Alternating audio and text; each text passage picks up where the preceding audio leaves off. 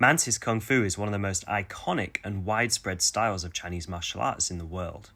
If you practice Mantis outside of China, there's a high likelihood your art can be traced back to one man, Luo Guangyu. My good friend Alexander Petty from the Ravenswood Academy is joining me on a journey to retrace the steps of Luo Guangyu and explore how an obscure martial art from a coastal province in northern China came first to Shanghai, then Hong Kong, and from there to the world. Alex has inherited the tradition of Wang Hanfeng, one of Luo Guangyu's descendants in Hong Kong. Alex spent the last few years collecting the writings of Wang and digitizing them.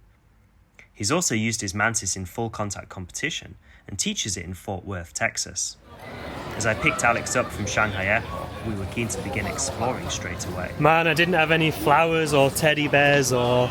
I wanted to start by showing Alex the cultural backdrop against which Luo Guangyu found himself in after arriving in Shanghai. Here we go, man. You're finally here in Shanghai. We made it. My plane didn't go down. On Nanjing Road, the main tourist strip of Shanghai. If you see all the old pictures of Shanghai from like the 1930s, all along here, this used to be a tram that went down the middle, and then this was where you'd see all those Coca-Cola billboards and all the old sort of peachy 1930s stuff was all along here. But back in Luo Guangyu's day. Yeah, back in the days of Luo Guangyu. All right. So, Alex, in order to welcome you to China, no visit to China would be complete without... What on earth? Argoto. Do I drink it or do I rub it on my muscles? You can do whatever the hell you want with this. 56%. It cost me 5 renminbi, so like less than $1. Oh my god. So, if you want to... Oh, 谢谢. Oh, thank you so much.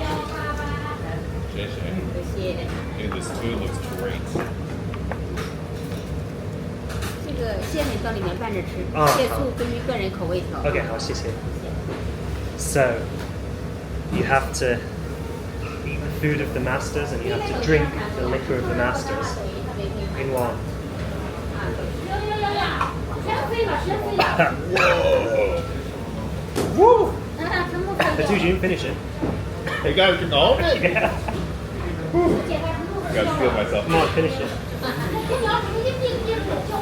Oh, how was that? Cheers. 56%. I feel like you could decrease engines with that. You're gonna get used to it because there's gonna be a whole lot of that in Shandong. Oh my god, dude.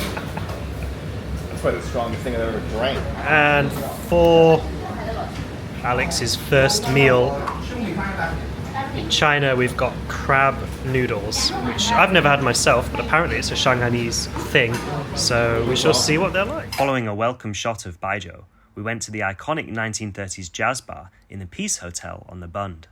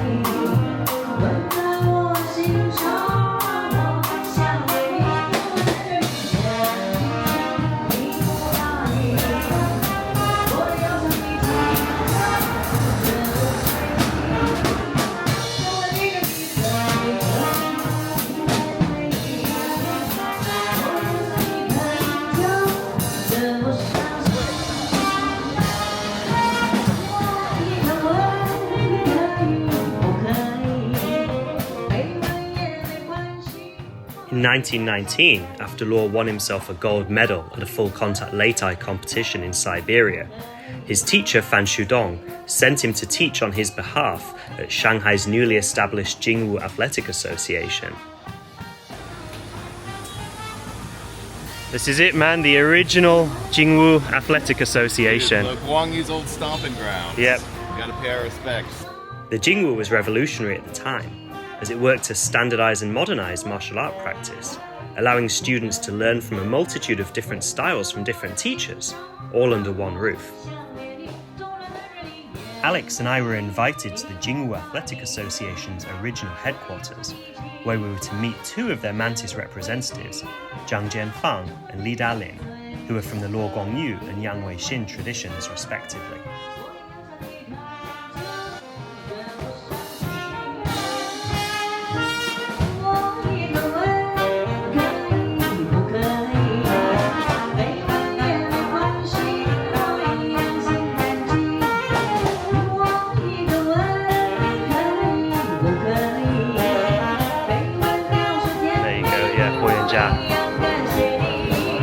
Master himself.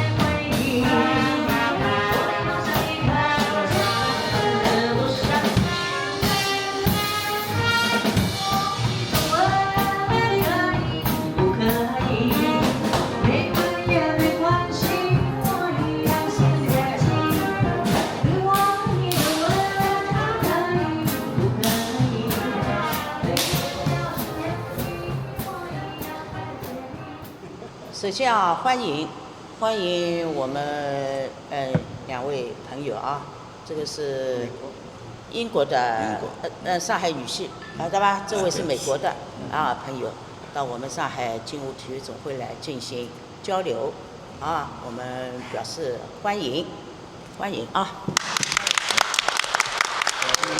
这个上海劲舞会呢是螳螂拳北拳南传第一站首站到了上海。那么第一个人呢叫罗光裕罗光裕。那么罗光裕呢，他来了以后呢，他又介绍了他的几个师兄弟。所以说罗光裕的师兄叫杨伟新，师弟叫王传义，都在上海传承过螳螂拳。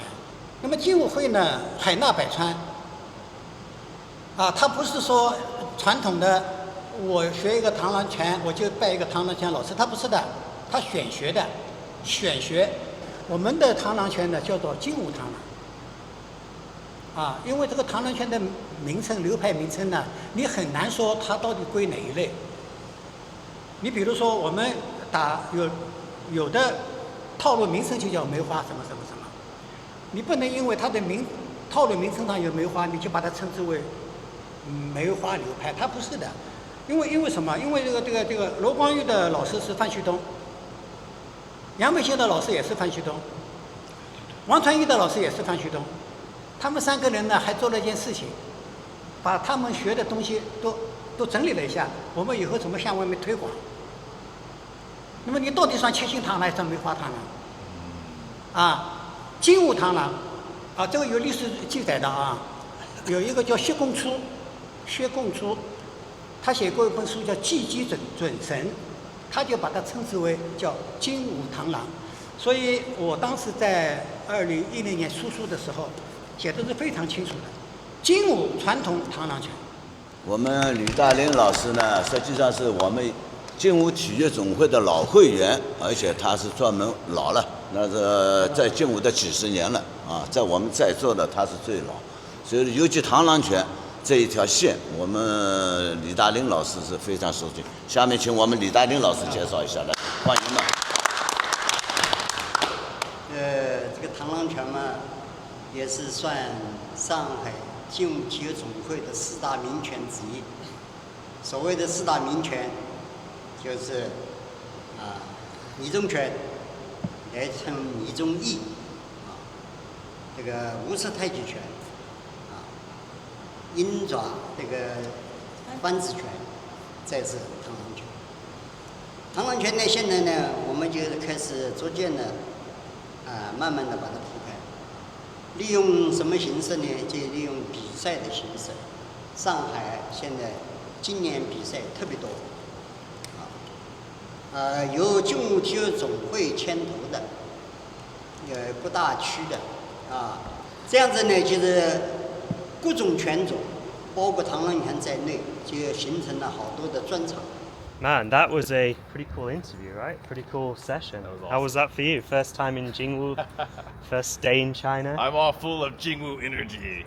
Dude, it was awesome, and to have two knowledgeable mantis teachers there, like showing details and specifically giving me advice based on my body type and my background, it was humbling. And we got the awesome Jingwu merch. The entire... Look how thick. All these volumes. We got this one here too. Master Zhang's book. Yeah. And then look at that nice box compendium set. Of all of Jingwu material. Dude, awesome. Yeah. Oh, by the way, I want to do a shameless merch shout out. This is the new t-shirt design. Secret Hands Mantis. This is only going to be available on the Monkey Offers Peach store for probably a couple of months, and then I'm going to stop running it. So they grab loved one. It. They kept pointing to it. They kept like they did. They were all it. The time, and Master Lee especially was like Secret Hands Mantis, Secret Hands Mantis, and he was like showing everyone. So one of the things I thought was really cool was that, unlike most of the time in China where Kung Fu style is very clannish and it's like, I'm this lineage and you shouldn't talk about your lineage, or it's very rare you're going to get different masters sitting together at the same table. I mean, Master Li is Yang Weixin's lineage, Master Zhang was Luo Guangyu's lineage. They're two different lineages, but they're both Jingwu members. I mean, Master Zhang's like in his 70s, he's been doing it his whole life. Master Li says he's nearly 80. That's crazy. And for those guys to sit there together, share their mantis openly to us in front of each other, is something you really don't get very often in China, so that was quite special. What do you think was the main difference between Shanghai Jingwu Mantis and Wang Hanfeng's Mantis that you do? Oh man.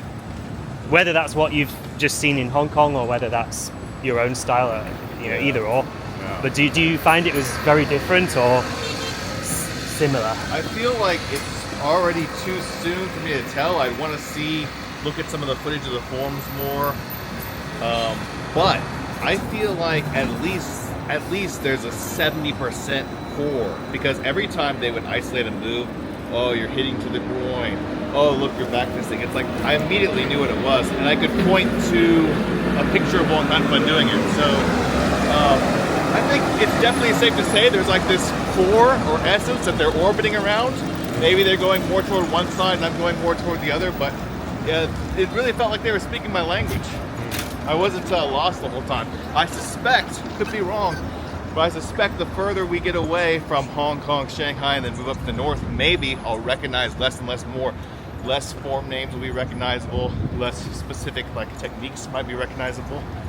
I would say, to me, kind of an intermediary between the Hong Kong way of doing things and the Shandong way of doing things. That's it. That's a great way to It felt exactly in the middle. That's a great way. It was like, I can see there's that sort of Shandong flavor in some way, but there's still also that sort of more Hong Kong, more staccato, da-da-da-da-da kind of feeling as well. It's definitely not as southern in flavor because it hasn't drifted down to Hong Kong. It's not as compact, for lack of a better word. I'm not sure what to call it, but distinct. Okay? You're right, somewhere in the middle. Yeah. Jingwu is not just the Athletic Association, the building where we were. They also have a park here in Shanghai where a lot of people come and work out.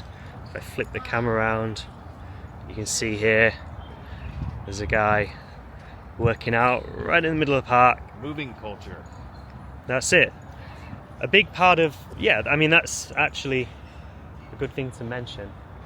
Movement culture. This is a very big thing here in China because being in a city, people don't have their own backyards. Most people live in apartments, and so a lot of outdoor life takes place in the parks, and so you can come out here like we saw back there, the guy lifting some weights, and this is a big thing. People come out to the parks, they train martial arts, they dance, they lift weights, qigong, calisthenics, like all sorts of stuff, and so we have come to Jingwu Park to look for the statues of Luo Guangyu and the other Jingwu masters. I have no idea where they are because I've never been to this park before, but we shall see. We're on the hunt. We're on the hunt. There's someone doing some qigong over there. Hey, Cameras. Someone doing some qigong over there, and here we have it. The man himself, Luo Guangyu. I think the man who needs no introduction, the one who brought Mantis from an obscure place in northeast China, Shandong, brought it to Shanghai and then to the world. And one of the 4 great masters of Jingwu, it says. You notice that his introduction is the shortest because the most important people usually have the shortest introduction, right? That's it. You want to pay your respects? I have to. Got to put down all my gear here. Oh.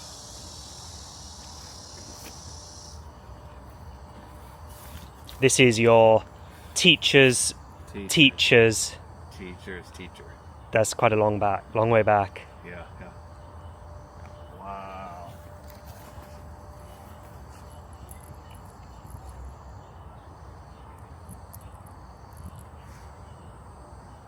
So, one last thing I want to do for the day is we've done plenty of Kung Fu culture. I want to take you to experience some Chinese tea. Dude, let's do it. I'll drink a big pot of tea every night at home in Texas, but it's kind of like Japanese style, and so I know nothing about Chinese tea. I want to experience it. I want to drink it all in, for lack of a better phrase. Well, I've got the perfect shot because my friend Zhou Chen Feng, he is from Wuyi Mountains. His family, going back generations, have been producing oolong tea in the Wuyi Mountains.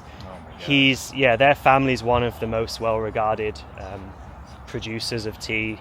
And he is just not only tea, but just like traditional Chinese culture. He's just a fountain of knowledge. And every time I go to his place to drink tea, I end up learning so much, not just about tea, but just like Chinese philosophy, feng shui, Taoism, Chan Buddhism. Awesome. Like, he's just into all that stuff. So he's a fantastic guy.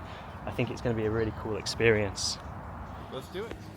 If you're interested in tea, philosophy, and a possible connection between producing tea and Southern Kung Fu, check out the full video on my second channel, Monkey Exits Cave. In the next part of this series, we head to Yantai City in Shandong province to learn more about Luo Guangyu's teacher Fan and to meet one of the most senior mantis masters alive, Zhong Lianbao.